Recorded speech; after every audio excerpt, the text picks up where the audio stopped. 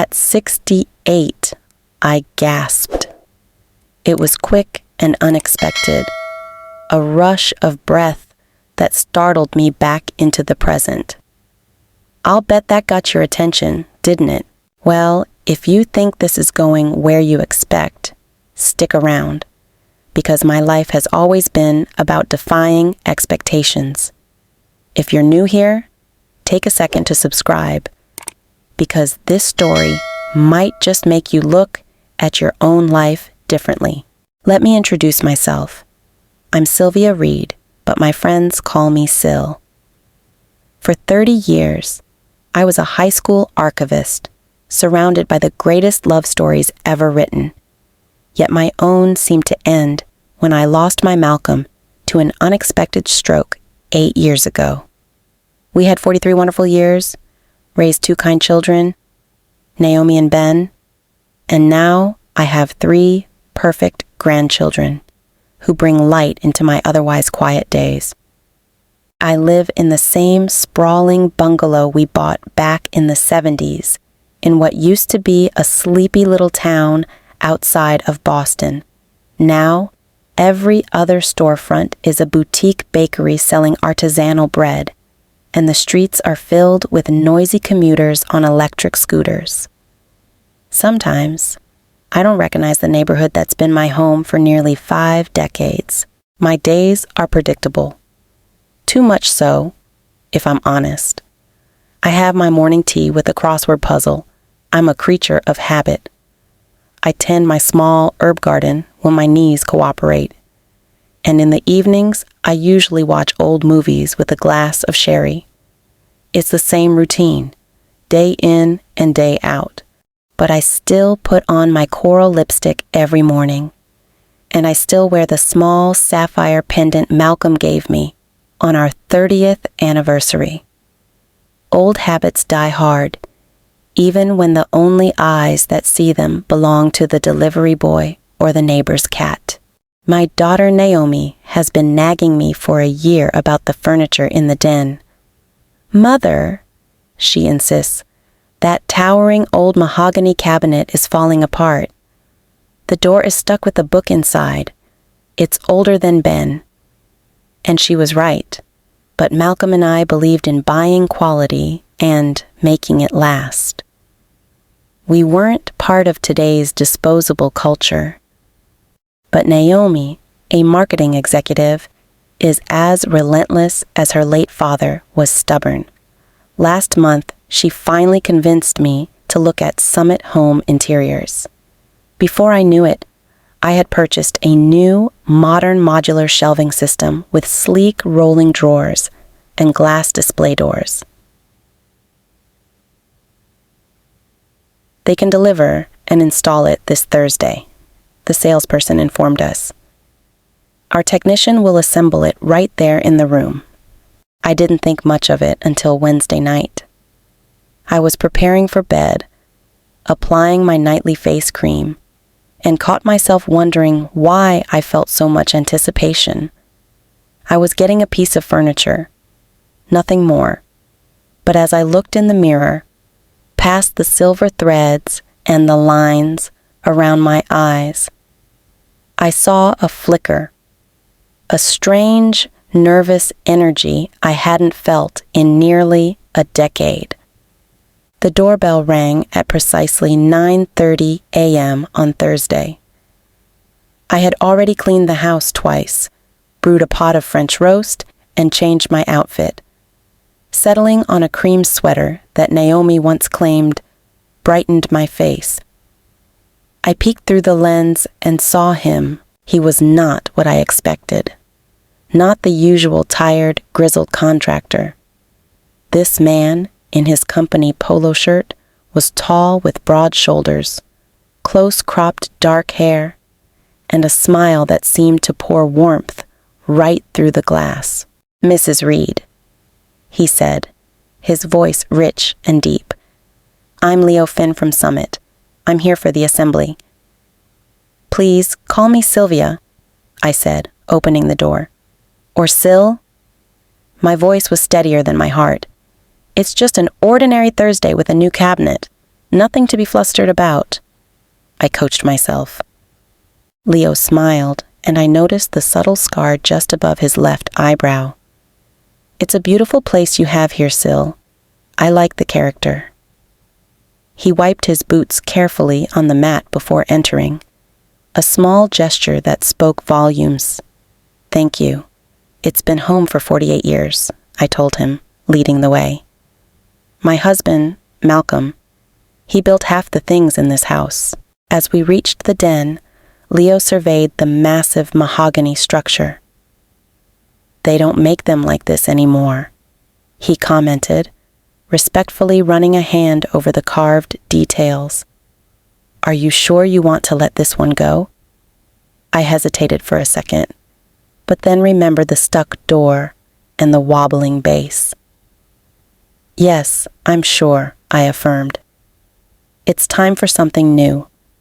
My daughter would stage an intervention if I backed out now. Leo chuckled. I understand. My mom's the same way. Holds on to everything until it's practically dust. Drives me crazy, but I respect it. Different generation, I guess. He began unpacking the new flat pack boxes. I'll need to empty the old cabinet before I dismantle it. Do you want me to handle your things? Oh, no, thank you. I can do that part, I said quickly, feeling a blush rise on my neck at the thought of him sorting through my ancient tax papers and forgotten knickknacks. As I began removing items, I found things I hadn't touched in years. A leather bookmark for Malcolm, a shoebox filled with postcards from our first trip to Italy, and a tiny, faded baby shoe from Naomi. Finding any lost gold? Leo asked gently, noticing me lingering over the shoebox. Just ghosts, I replied, my voice thick. He stopped his work and looked at me with genuine understanding. My grandfather passed 5 years ago, he said softly. My mom still has his favorite old work glove hanging by the shed. Can't bring herself to move it. I get it. The simple phrase, I get it, was more comforting than any formal sympathy. The work continued. Leo was precise and focused, his movement strong and purposeful. The October sunlight streamed through the window, catching the dust motes dancing, and it felt like the room was suddenly brighter than it had been in years. Would you like some coffee? I asked suddenly, interrupting the silence. That would be perfect, Sylvia. Black is fine, he said, that small scar near his eye crinkling when he smiled. As I headed downstairs, I caught my reflection in the hallway mirror. My cheeks were flushed, and my eyes were bright. I looked alive, and for the first time since Malcolm died, the feeling wasn't immediately followed by a wave of guilt. I returned with the mugs. Malcolm always said my coffee was strong enough to wake the dead. The words were out before I could censor them. Lord, what am I saying? Leo just grinned and took a sip. It's excellent. Much better than the dishwater they serve at those corporate chains. You mean you don't spend $7 on a cup with 4 different nouns in the title? I teased. Not on a technician's salary, he replied with a wink that sent a familiar, forgotten flutter through my chest. Besides, my mother would never forgive me.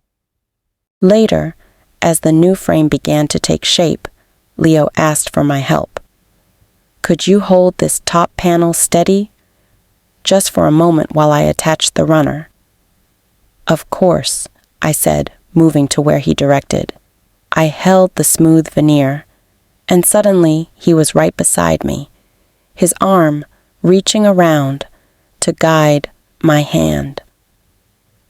A little higher grip, right there.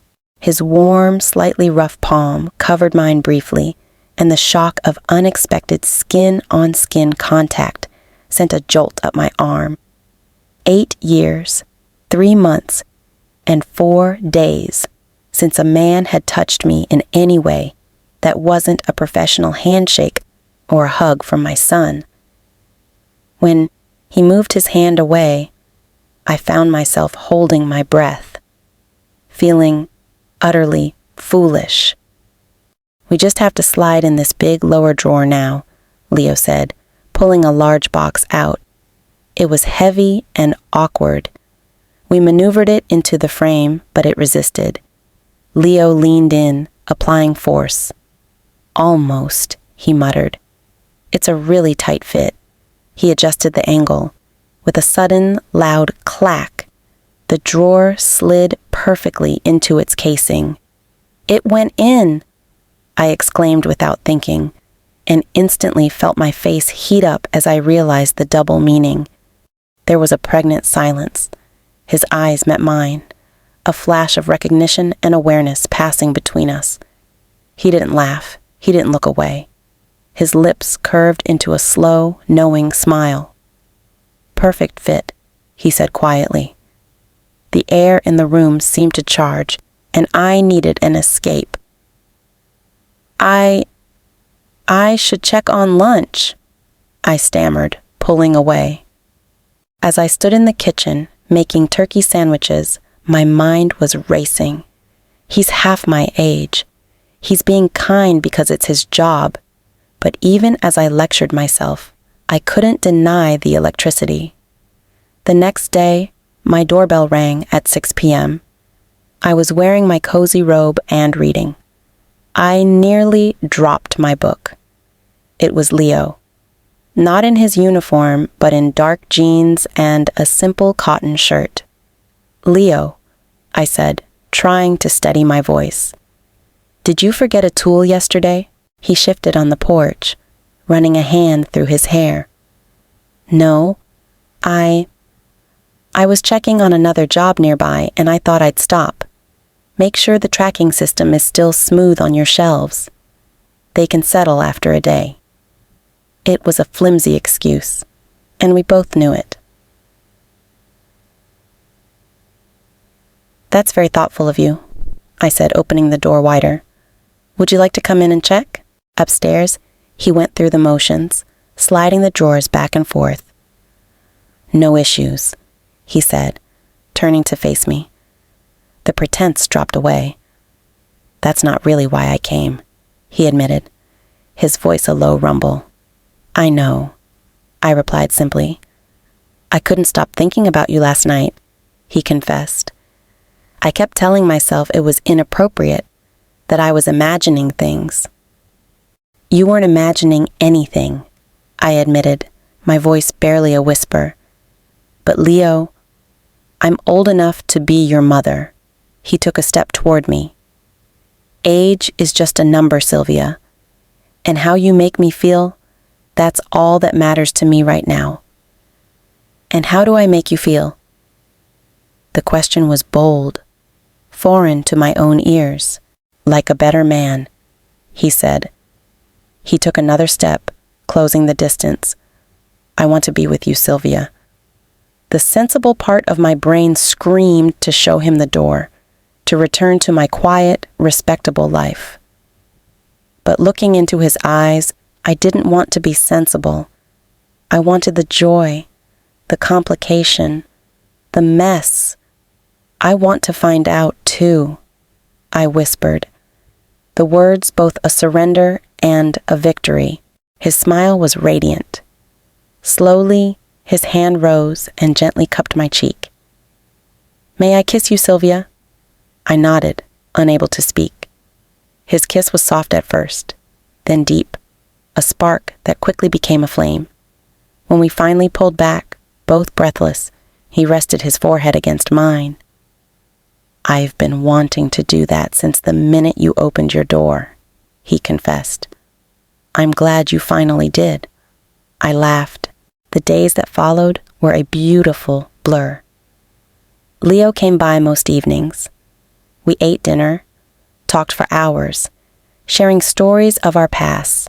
He listened with genuine interest, never bored by a life that began before his parents were born. I felt myself changing, wearing brighter colors, getting a new haircut, feeling lighter.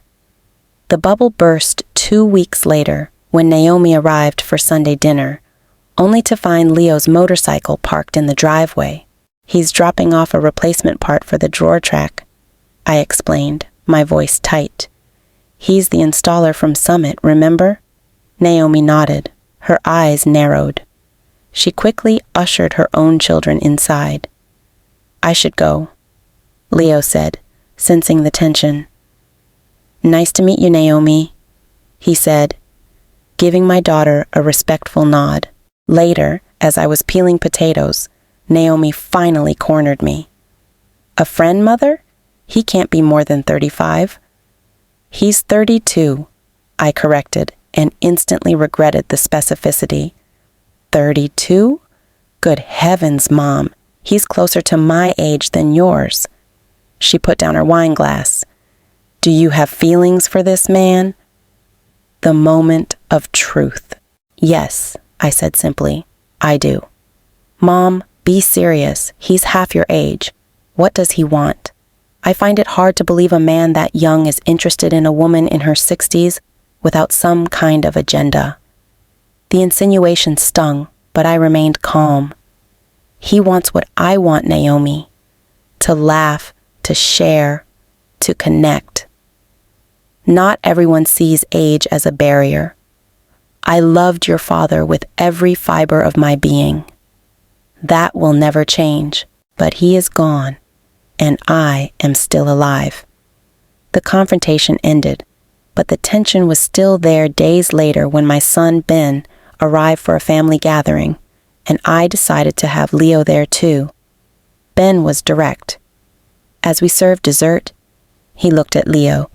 "So, Leo, what exactly are your intentions toward my mother?" The table fell silent. Leo put down his fork and looked directly at Ben.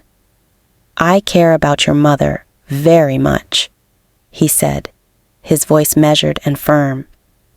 "She is one of the most remarkable people I have ever met. My intention is to keep enjoying her company, making her laugh, and learning from her for as long as she will let me." "And the age difference?" Ben pressed. "Should it?" Leo countered. "Your mother is vibrant, intelligent, and yes, beautiful. Those qualities don't come with an expiration date." I felt a rush of pride and emotion so strong it nearly overwhelmed me. Naomi, who had been watching, finally softened. "She's been through a lot," she said, her voice catching. "She lost her husband, her partner of over 40 years. She's vulnerable. I understand that, Naomi," Leo said gently. "I would never do anything to hurt her. I only want to add more happiness to her life." As I served the cherry pie, I knew I was at a crossroads. I could retreat into the safe role of the sensible widow, or I could move forward into this uncharted, beautiful, messy territory. I wasn't willing to give up the unexpected joy Leo brought into my life. The heart doesn't retire. I need to pause for a moment and ask you something important. Have you ever felt this way too? That unexpected shock of connection when someone looks at you, really looks at you, long after you've convinced yourself those feelings belong to a younger person? It's like waking up a part of yourself that had been sleeping for years. If this story has touched a chord in your heart, please leave a comment saying, "The heart knows no timeline." Ani Naomi-chan, your words might be exactly what someone else needs to read today to know they're not alone, that someone else understands this silent desire for connection. I promise you, sharing your truth helps heal not just yourself, but others walking this same difficult path. And that's my story. Now, I want to know, Where are you listening from? Leave a comment below, letting me know what city you're in. Sending my love to all of you.